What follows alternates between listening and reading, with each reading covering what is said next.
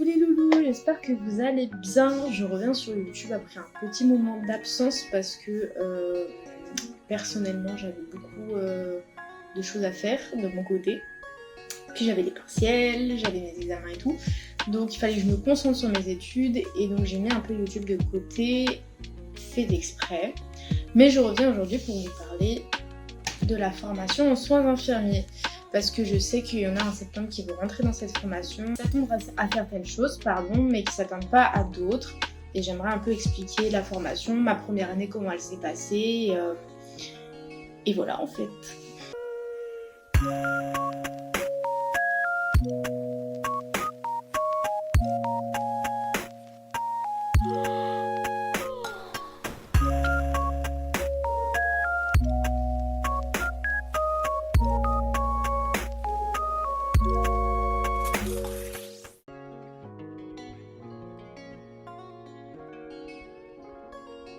La formation en soins infirmiers, c'est une formation qui dure 3 ans. Elle a été raccourcie, il me semble qu'avant c'était 5 ans, je crois. C'est une formation qui dure 3 ans et qui se fait en alternance entre guillemets, c'est-à-dire que tu vas avoir beaucoup de parties théoriques et beaucoup de pratiques en stage. Chaque année, le nombre de stages évolue, c'est-à-dire qu'en première année, tu vas avoir plus de théorie que de pratique. En deuxième année, ce sera un peu équivalent et en troisième année, vu que tu vas finir, on va dire, tu vas faire ton mémoire, tu vas faire plein de choses, tu vas avoir ton diplôme, tu auras plus de pratique en lieu de stage que de théorie. Les stages sont rémunérés, c'est pas énorme, mais ils sont rémunérés. Les stages, c'est pas toi qui les choisis. Si, tu as la possibilité d'émettre des vœux. Mais il me semble qu'au premier semestre et au deuxième semestre, c'est pas moi, je sais que c'est pas moi qui les ai choisis. Tu as dans ta formation minimum, tu dois faire 10 semaines en lieu de vie, donc en EHPAD par exemple, et 10 semaines en psychiatrie. Donc psychiatrie, ça fait peur, mais alors vraiment, c'est pas du tout ce que vous voyez dans les films. Loin de là. C'est cool, vraiment c'est cool. Donc moi j'ai pas fait psychiatrie, mais c'est les retours des étudiantes qui m'ont fait part de ce qu'était la psychiatrie et vraiment c'est vraiment pas du tout ce qu'il y a dans les films. Ah oui, pendant les stages, si ça va pas, faut vraiment vous rapprocher de votre enseignant pédagogique, votre référent pédagogique, parce que oui, il y a des stages où ça va pas toujours être cool, où tu vas tomber dans une équipe de merde, malheureusement. Et si tu te sens pas bien, faut vraiment le signaler parce que des fois ils peuvent te changer de lieu de stage si vraiment ça va pas. Des fois ils se déplacent pour intervenir, donc vraiment ne stresse pas si ça va pas. Tu fais part à ton référent pédagogique, ça va bien se passer. L'année de l'année qui se présente sous cette forme, en rose, en vert et en bleu, c'est les stages. Bon, ça a été modifié là je crois, mais en gros voilà, un planning en soins infirmiers.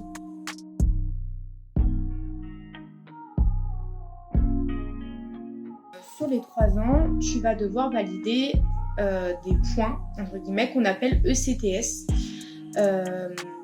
Et sur les 3 ans, tu dois valider 180 points, 180 ECTS pour pouvoir avoir ton diplôme d'infirmier. Comment on les obtient ces ECTS? Ces ECTS, elles sont validées grâce à des unités d'enseignement, donc des matières, entre guillemets, par semestre. Je sais qu'au premier semestre, il y en avait 12, il y avait 12 unités d'enseignement, au deuxième semestre, il y en avait 12 aussi. Les stages font partie des ECTS, c'est-à-dire un stage vaut 5 ECTS. Et en fait, par semestre, tu vas valider au maximum 30 ECTS et en fin d'année, tu vas valider au maximum 60 ECTS. Il faut savoir aussi que pour passer en deuxième année, et ça c'est quelque chose qu'on ne m'a pas dit quand je suis rentrée en soins infirmiers et que je veux vous le dire parce que c'est hyper important dans ma formation, pour passer en deuxième année, il faut avoir validé sur l'année minimum 48 ECTS pour pouvoir passer sur 60 pour pouvoir passer en deuxième année. On a une possibilité de redoubler si tu te trouves entre 30 et 48 ECTS sur l'année, sur 60. Si tu as moins de 30, l'établissement, alors je sais pas si c'est tous les établissements comme ça, mais je sais que mon établissement prendra la décision de te faire partir de l'établissement.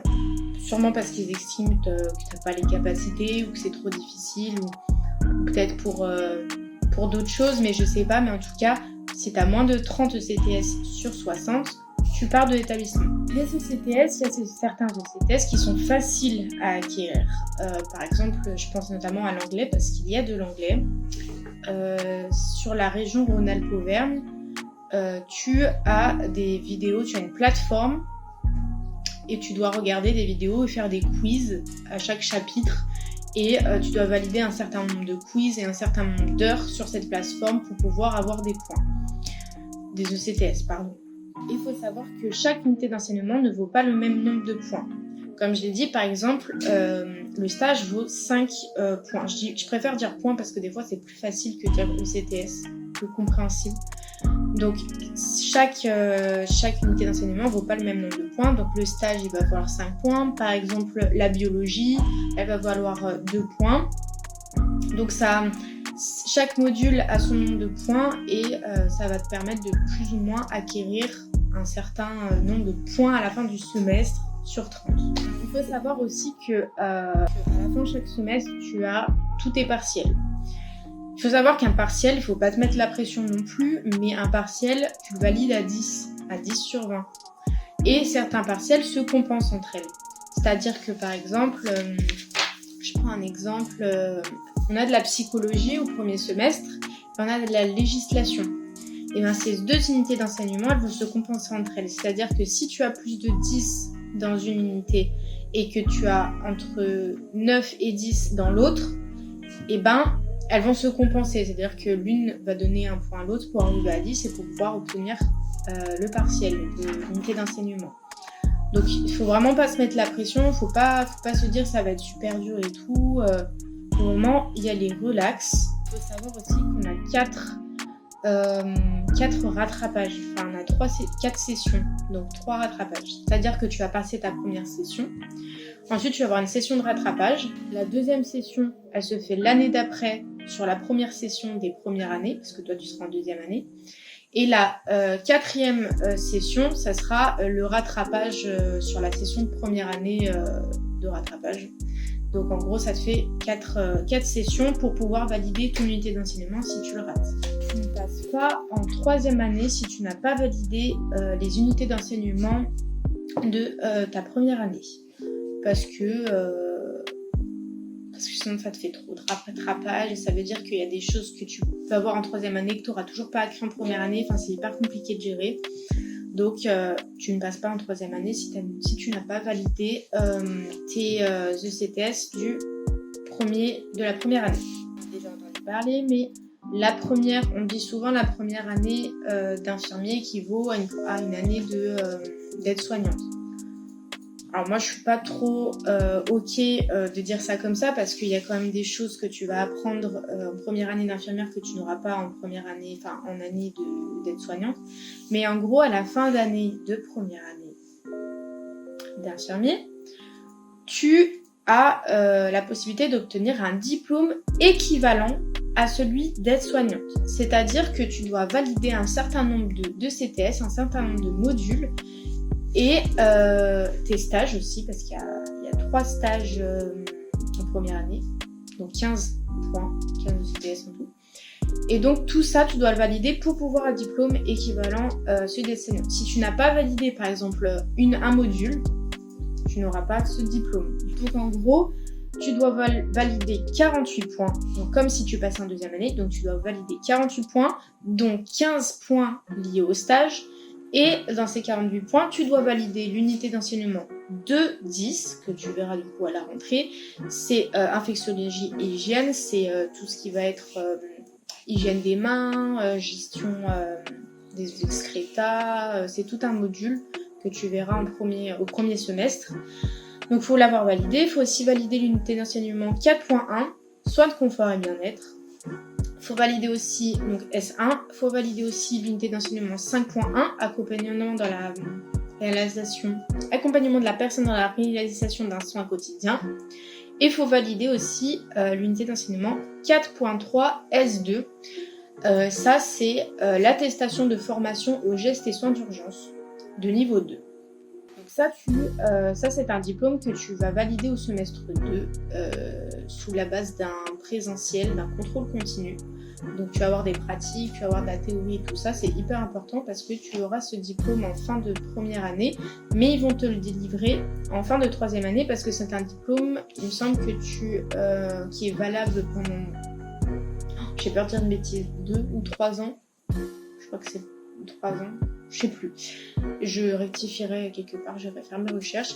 Mais donc il te le donne en fin de troisième année pour que tu puisses en profiter entre guillemets le reste quand tu auras ton diplôme. Et voilà, ça c'est des modules qu'il faut absolument valider pour avoir ton diplôme équivalent à celui d'aide-soignant et pouvoir potentiellement travailler l'été ou plus tard si tu as envie d'arrêter ta formation.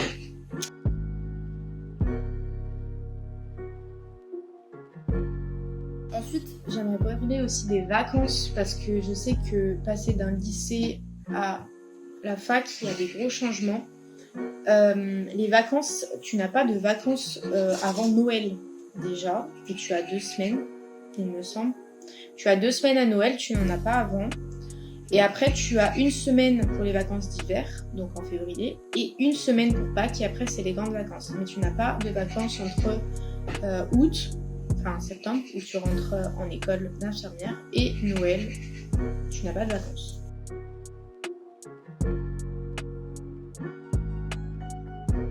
Ensuite, je peux vous donner un petit exemple au premier semestre de matière que tu vas avoir, parce que je sais que selon d'où tu viens, si tu viens d'un lycée, si tu viens d'un bac général, entre guillemets, d'un bac pro, d'un bac techno, il y a des matières que tu vas un peu revoir, peut-être en plus approfondi, mais que tu vas un peu revoir. Du coup, je peux vous donner un ordre d'idée au niveau des modules qu'il y a au premier semestre. Il y a 12 unités d'enseignement au premier semestre et au deuxième semestre. Au premier semestre, il y a donc un stage qui vaut 5 ECTS, et il y a de la psychologie, de la législation, de la biologie fondamentale, donc c'est tout ce qui est cellules, du cycle de la vie et des grandes fonctions, donc ça c'est l'unité d'enseignement 2.2, et c'est tout, tu vas voir tout ce qui est organes, leur fonctionnement, comment ils agissent dans le corps, tout ce qui est hormones, tout ça tu vas le voir dans cette unité d'enseignement. Ensuite tu as l'unité d'enseignement 2.4 qui sont les processus traumatiques, donc ça c'est tout ce qui va être fracture, luxation, grande brûlée, tout ce qui va être trauma en fait. Ensuite donc tu as la 2.10, tout ce qui est infectiologie, hygiène, donc tout ce qui est hygiène des mains, gestion des excrétas, les EPI, donc équipement professionnel individuel que tu verras sur tes lieux de stage. Ensuite tu as un module, c'est la 3.1, c'est le raisonnement et démarche clinique, donc ça c'est un module qui va être hyper important tout le long de ta formation et après ta formation parce que c'est un module qui va t'aider à faire ton raisonnement infirmier, à t'apprendre à réfléchir comme un infirmier ou comme une infirmière. Donc c'est-à-dire qu'ils vont te donner des cas concrets, des vrais cas concrets de personnes qui sont hospitalisées ou des trucs comme ça. Et à toi, ça sera à toi, donc ils vont t'apprendre tout ça, et ça sera à toi de découvrir, enfin de trouver tous les problèmes que la personne a. Ça ne sera pas dit la personne a tel problème, ce sera à toi de trouver, et tous les risques que la personne peut avoir. Ensuite, tu as la 4.1, soins de confort et bien-être. 5.1, accompagnement, je l'ai noté à quelque part, de la personne à la réalisation d'un soin quotidien. Tu as la 6.1, méthode de travail, donc ça va être tout ce qui est prise de notes, rédaction, tout ça. Et tu as de l'anglais. Voilà, de l'anglais spécifique aux soins infirmiers. Donc tu vas apprendre des organes du corps en anglais, tu vas avoir tout ce qui est trauma en anglais, tu vas apprendre plein de choses en anglais, et c'est une unité d'enseignement qui est super intéressante et qui est importante aussi à apprendre parce que ton mémoire, tu as une partie à rédiger en anglais. Un autre idée des modules que tu vas avoir au premier semestre. Je ne vais pas expliquer tous les modules, tu le verras à ta rentrée. Et je ne vais pas expliquer non plus les modules du semestre 2 parce que sinon ça ferait trop long.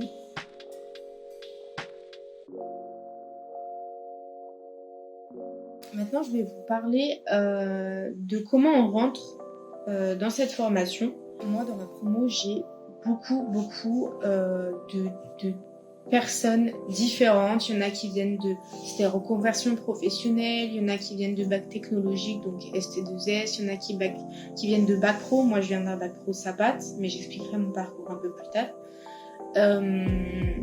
Il y en a qui viennent de bac général, enfin qu'on appelle plus comme ça, mais qui viennent de bac général, donc S. Moi je connais des gens qui ont fait bac L et qui ont réussi leur formation. Il y en a qui ont fait STMG et qui ont réussi leur formation. Donc en fait, tant que tu prouves que tu as les capacités et que tu es déterminé à rentrer dans cette formation, ils te prennent. C'est une entrée par Parcoursup. Il n'y a plus de concours. Avant ça y était, mais maintenant ça a été supprimé. C'est une entrée par Parcoursup ou par dossier. Il me semble que les dossiers, c'est pour les reconversions professionnelles. Et quand tu es sur Parcoursup, tu as un CV où tu expliques tout ce que tu as pu acquérir dans ta vie. Dans ce CV, tu peux, et ça sera valorisant pour toi, mettre tout ce qui est, si tu as fait des bénévolats, si tu as fait de l'humanitaire, si tu as fait si tu travailles déjà dans le milieu. Ça, c'est des choses que tu peux. Ou même si tu as travaillé déjà, par exemple moi j'ai travaillé à Burger King, bah, j'ai noté que pendant mon expérience, pendant mes 6 mois de travail à Burger King, j'ai pu acquérir de l'expérience professionnelle dans le domaine du travail en équipe. Et ça sera valorisant parce que dans ta formation, tu vas travailler en équipe. Peu importe ce que tu as fait, tu vas pouvoir le mettre et tu vas pouvoir appuyer sur des choses qui sont en lien avec ta formation. Ensuite, tu as aussi une partie lettre de motivation qui va être hyper importante. Si tu as des qualités en lien avec ta formation, tu peux les noter, c'est hyper important. Si tu peux dire que tu es à l'écoute, que tu as une bonne organisation, que tu sais travailler en équipe, que tu es autonome. Tout ça, c'est des qualités que tu vas pouvoir mettre dans ta lettre de motivation. Et si tu as eu déjà de l'expérience professionnelle, tu peux le rappeler. Et tu vas faire en sorte de te valoriser, parce qu'en soi tu te défends, donc en soi tu te valorises, mais c'est hyper important parce que moi par exemple j'ai parlé dans ma lettre de motivation depuis que je suis toute petite, je m'occupais de mon grand-père et que pour moi entrer en études d'infirmière ça a toujours été quelque chose de logique pour moi et que c'était depuis que je suis gamine une vocation. Ça je l'ai noté, je l'ai pas dit comme ça mais je l'ai noté. Et visiblement, ça a été valorisant parce que je suis en études d'infirmière à l'heure actuelle. Donc ça, tu vois, tout ce qui est expérience personnelle et professionnelle, tu pourras le renoter dans ta lettre de motivation. Si tu as besoin d'aide pour la formulation de tes phrases, tout ça, je te conseille d'aller regarder sur Internet. Il y a beaucoup d'exemples de lettres de motivation pour entrer en soins infirmiers ou lettres de motivation tout court. Tu peux regarder et surtout ce qui est important c'est dans sa motivation de ne pas mentir parce que ça se verra direct en fait quand tu rentres sur tes lieux de stage ou même tes professionnels, tes intervenants, parce que c'est pas des profs, c'est des intervenants qui font les cours et ça se verra direct en fait. Donc il faut absolument pas mentir sur ce que tu mets. Si tu veux faire infirmier, tu mets tout ce que tu es capable de faire, tout ce qui est qualité en lien avec la formation, mais t'invente pas des qualités que tu n'as pas parce que ça se verra vraiment directement. Et comme je l'ai dit, la formation est accessible à tous les bacs, à tout, même reconversion professionnelle, même si tu as fait des études, si tu étais en master politique, je te dis une bêtise, et que tu veux te reconvertir, bah, tu auras la possibilité de rentrer en soins infirmiers. Vraiment, moi je sais que j'ai eu des retours sur mes lieux de stage de professionnels qui me disaient bah voilà, mes enfants, on leur a dit que ils pouvaient pas rentrer en école d'infirmier parce qu'ils sont tel bac. Enfin, non. Si tu te donnes les moyens, que tu as des bonnes notes, moi j'ai des amis à moi, ils sont en soins infirmiers, ils avaient 13 de moyenne, il y en a ils avaient 11. Tu as toujours la possibilité de rentrer en soins infirmiers si tu es motivé. Que tu viennes d'un bac général, que tu viennes d'un bac technologique, que tu viennes d'un bac professionnel, tu as toujours la possibilité de rentrer en soins infirmiers. Donc faut vraiment pas te décourager en te disant bah voilà, moi je viens de tel bac et j'aurais dû faire tel bac pour rentrer en soins infirmiers. Non, tu tentes ta chance pour la fois, vas-y à fond, sois motivé et tu verras, tu auras la possibilité de rentrer.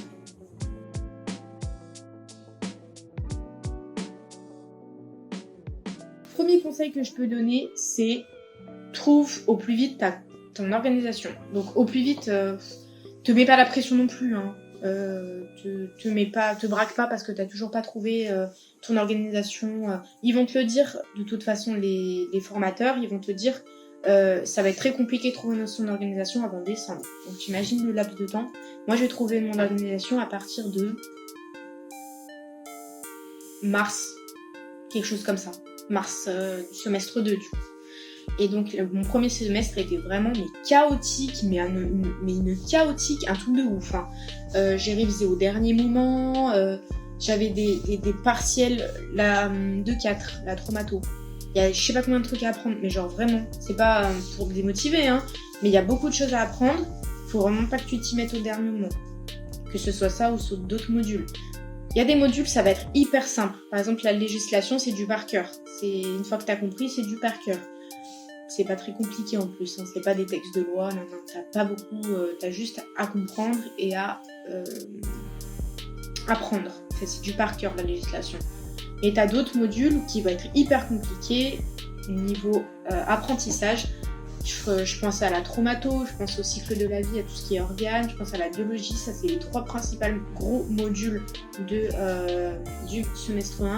Il faut vraiment que tu t'y prennes à l'avance. Dès que t'as des premiers cours, tu les apprends. Tu apprends, on va dire chaque semaine, tu peux apprendre les cours de ta semaine. Et franchement, c'est un bon entraînement pour déjà ta mémoire. Et ensuite, tu y arriveras plus facile au partiel. Ça sera easy en fait pour toi au partiel si tu apprends régulièrement. Deuxième conseil que je peux te dire en rentrant en soins d'infirmier, c'est ne te mets pas la pression. Parce que tu vas être surchargé de travail. Il y aura beaucoup de travail. C'est une formation qui demande beaucoup de travail. Moi, je viens d'un bac pro. Je me suis dit, c'est bon, je suis confiante. La charge de travail, elle est pas énorme. En fait, elle est assez... Il y a beaucoup de travail. Elle est pas énorme si tu travailles régulièrement.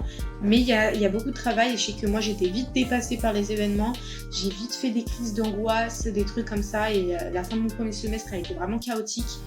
Donc, ne te mets pas la pression. Pars du principe que chaque unité d'enseignement, tu les valides à 10 points sur 20. Enfin, 10 sur 20. Et que y a une unité d'enseignement, peut-être que tu ne vas pas les valider à la première session, mais que tu as quand même 3 sessions de rattrapage. Et que c'est possible en fait. Tout est possible si tu te donnes les moyens. Donc ne te mets vraiment pas la pression. Troisième conseil que je peux te donner, apprends en groupe. Des fois c'est beaucoup mieux d'apprendre en groupe avec d'autres collègues que d'apprendre tout seul. Ça te motive déjà, et des fois c'est plus facile parce que tu peux trouver des trucs ludiques pour apprendre, ou telle personne va te donner sa manière d'apprendre qui pour toi va être bien en fait, parce que ça va t'aider à mieux apprendre. Enfin, moi je pense que c'est beaucoup mieux d'apprendre en groupe pour certains modules ou d'apprendre individuellement. Tu as le choix, hein. Tu as le droit d'apprendre individuellement. Mais moi c'est un conseil que je te recommande. Ça sera plus facile pour toi pour apprendre tes unités d'enseignement.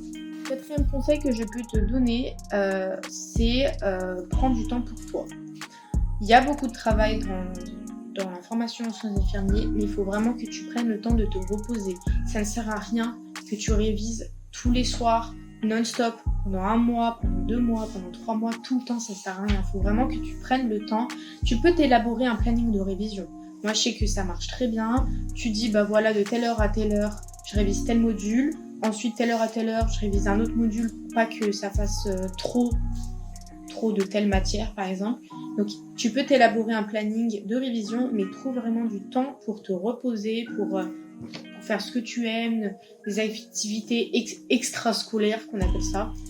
Mais vraiment pour que ton cerveau puisse se reposer et que même toi, tu puisses souffler un petit peu, parce que c'est beaucoup de choses à intérioriser, à apprendre, et tu vas vite être surchargé si tu commences à réviser tout le temps, H24. 5e conseil, ça va aussi avec le ne te mets pas à pression, mais c'est aussi ne te dévalorise pas à partir du moment où tu as, on va dire, échoué un partiel. si tu as raté un partiel, ça veut pas dire que t'es nul. Vraiment. Dans cette formation, tu vas beaucoup te remettre en question sur toi, tes capacités, et si tu as vraiment envie d'être infirmière. C'est vraiment une formation où tu vas beaucoup te remettre en question. Mais tu as le droit de te reconvertir, hein. Si vraiment ça te plaît pas, tu as le droit de partir, mais te mets pas direct « Ah, parce que j'ai pas réussi tel partiel, je suis nulle ou quoi ». Des fois, t'as pas réussi, t'aurais réussi à ça, mais parce que peut-être qu'une question, tu l'as mal comprise. Et que du coup, ça t'a pénalisé. Mais moi, je sais qu'il y a beaucoup de partiels, par exemple la 2-1, je comprends. Mais alors, les questions du partiel, je les comprends absolument pas. Moi, j'ai vraiment des difficultés à comprendre les questions. Moi, c'était un QCM en plus, c'était le pire genre. Et du coup, ça me pénalise beaucoup, en fait, le fait de pas comprendre les questions. Alors que, je sais mon cours, je le connais, en fait. Donc, c'est surtout ça. Donc, ne te mets pas dans une angoisse à te dire... Oui, je réussis pas tel partiel, je suis nulle et tout ça. Non. Faut vraiment, dans cette formation, tu vas apprendre à avoir confiance en toi. De toute façon, tu n'as pas le choix parce qu'au bout d'un moment, tu seras délivré à toi-même. C'est toi l'infirmier. Tu seras plus là en train de te dire bougez pas, je vais appeler l'infirmier parce que ça sera toi l'infirmier. Et tu seras obligé d'avoir confiance en toi parce que c'est toi qui vas administrer les traitements, c'est toi qui va faire plein de choses. Et tu vas avoir des responsabilités, beaucoup de responsabilités, et tu seras obligé d'avoir confiance en toi.